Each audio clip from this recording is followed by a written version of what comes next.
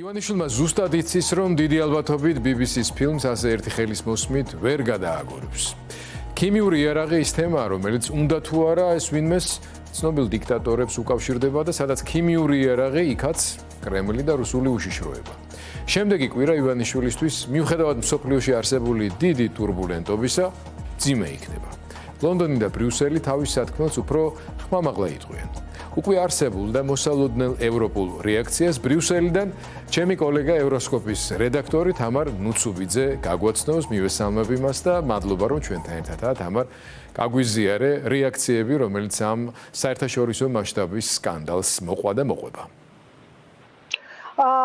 მოგესალმები გიორგი, რამდენიმე დღეა მაქსიმალურად ვცდილობ მეტი შეკითხვა დავსვა ევროკავშირის პოლიტიკურ დედაქალაქში და ჩემი გადმოსახედიდან სამ ძირითად თემასავით მნიშვნელოვან საკითხს გამოვყოფდი BBC-ს ამ საგამოძიებო ფილმთან დაკავშირებით, სწორედ იმ რეაქციებიდან გამომდინარე, რაც მე ბრიუსელში თავად ვნახე, თავად დავსვი შეკითხვა და ასევე რაც წავიკითხე ბრიტანეთიდან წამოსული რეაქციებიდან.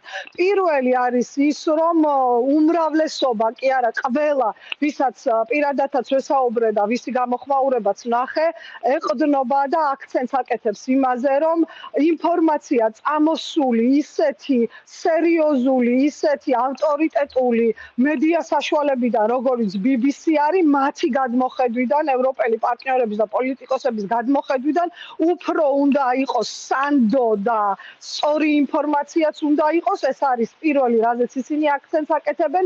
მეორე და აქაც უმრავლესობა ეს სწორედ ამ პოზიციას აფიქსირებს, რომ რადგანაც ქართულ ოცნებას ფაქტიურად მათ თვალში აბსოლუტურად აქვს დაკარგული ნდობა, კომისიაში, სადაც ევროსკოპის სახელით შეკითხვა დავსვი და საკანონმდებლო ორგანოშიც ესეთი პოზიციაა, რომ ელოდებიან გამჭირვალე და დამოუკიდებელ გამოძიებას და კამერის იქით პრინციპში ყველა გვეუბნება, რომ ამ გამოძიებაში არ მოიაზრებენ ქართული ოცნების მიერ ჩატარებულ გამოძიებას, რადგანაც უბრალოდ ამ გამოძიების არ სჯერათ.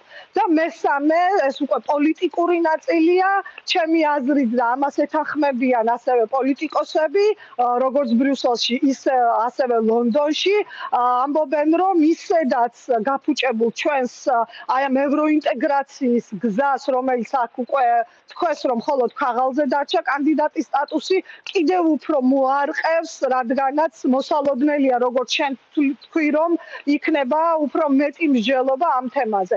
საშუალება მქონდა მესაუბრა ევროპარლამენტარებთან, მაგალითად ევრონეტის თანათავმჯდომარესთან სერგეი ლაგოდისკისთან, რომელსაც მთელი ინტერვიუ ჩავწერე, მაგრამ სპეციალურად დროებისთვის სწორედ ეს შეკითხვა დაუსვი მას და ახლა შეგვიძლია მათი პოზიცია თავად მოისმინოთ.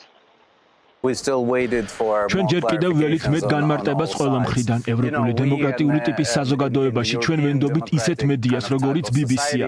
BBC ძალიან სანდო მედია საშუალებაა, სახელმწიფოდან დაფინანსებული მაუწყებელი და იქ არ არსებობს რაიმე განსაკუთრებული ინტერესი.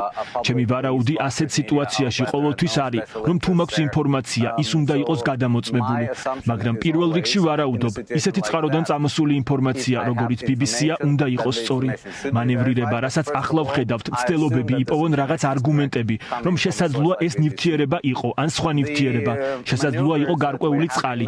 ეს არ ჟღერს სანდოდ და როცა ჩვენ ზოგადად ვხედავთ ადამიანის უფლებების გაუარესებას საქართველოში, მედიის მიმართ დამოკიდებულებას და თუ შევხედავთ მართველი ძალის, პარლამენტის დამოკიდებულებას ადამიანის უფლებების მიმართ, მედიის, პროტესტის ჩახშობაზე, მათგან მიღებული ინფორმაცია, რომელიც საკმაოდ არეული და უცნაურია, შეზღუდულია.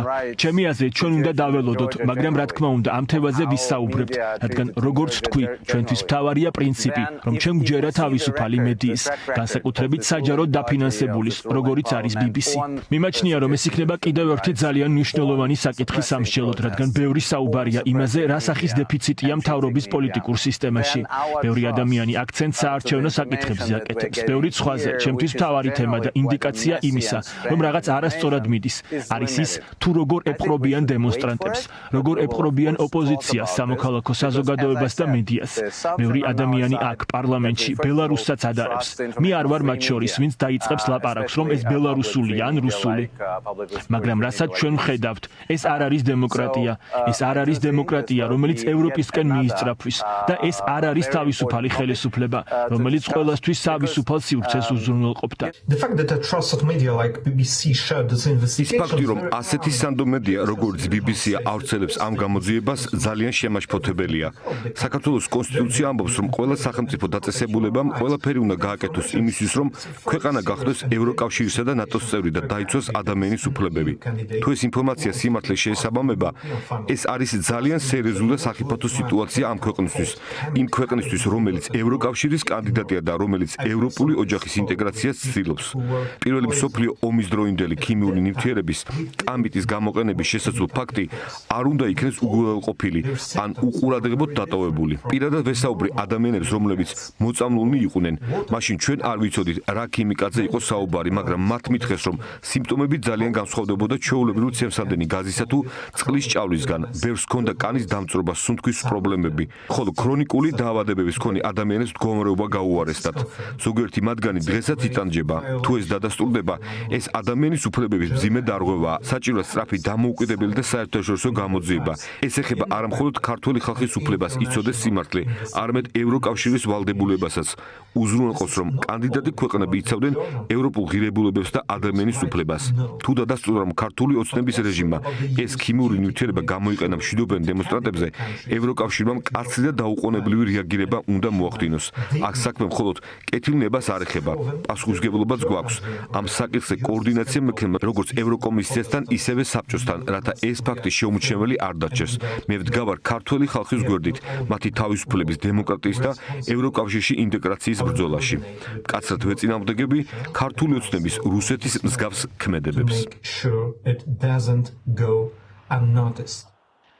16 დეკემბერს ევროპარლამენტში გაიმართება სახაროვის პრემიის დაჯილდოება და სერგეი ლაგოდინსკის თხოვე გზავნილი, რა გზავნილი ქონდა მას, როგორც მზიამაღლობელთან, ასევე პატიმრობაში მყოფ სინდისის პატიმრებთან და ზოგადად ქართულ ხალხთან და მინდა რომ თქვენმა მაყურებელმაც მოისმინოს მისი პასუხი.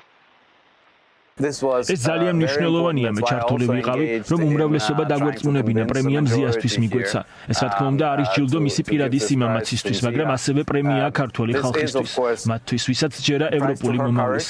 ამ დრომდე შეერა მიუხედავად რეპრესიებისა, საფრთხეებისა, 80% ქართველების, ვისაც ისევ სურს იყოს ევროპული პროექტის ნაწილი.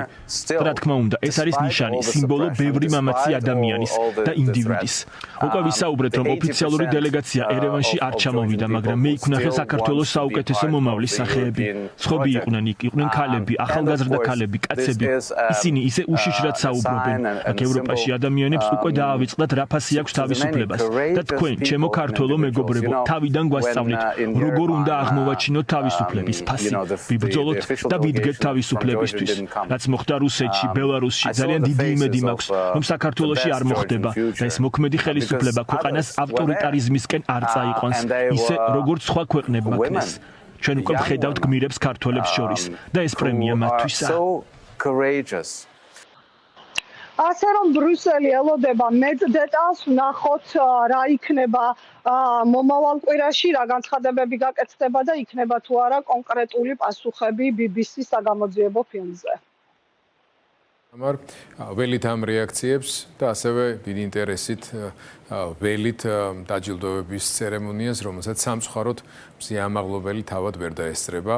ამის წარმოდგენაც კი თავისთავად ძალიან რთულია, რომ ერთი წლის, თითქმის უკვე ერთი წლის განმავლობაში ადამიანი სრულიად უდანაშაულოდ, შეგვიძლია ღიად და თამამად ვთქვათ, იხდით საჟელს და კი ერთის მხრივ სასიამოვნო, ჯილდო მეორეს მხრივ ასახავს ტრაგიზმს და დრამატულობას ვითარებისას, რომელიც არის ჩვენს ქვეყანაში, თუმცა ამ მხრივ ევრონეტის თანათავმჯდომარის შეფასება და მიმართვა ნამდვილად იმსახურებს რეაქციას, სადაც მან თქვა, რომ ქართველები გვასწავლით და გვახსენებთ, რას ნიშნავს თავისუფლებისთვის ბრძოლაო და ეს ნამდვილად ასია, ველით ევროპის მხრიდან კიდევ უფრო მეტ მხარდაჭერას ქართული საზოგადოებისა და საქართველოს თავისუფლებისთვის ბრძოლაში.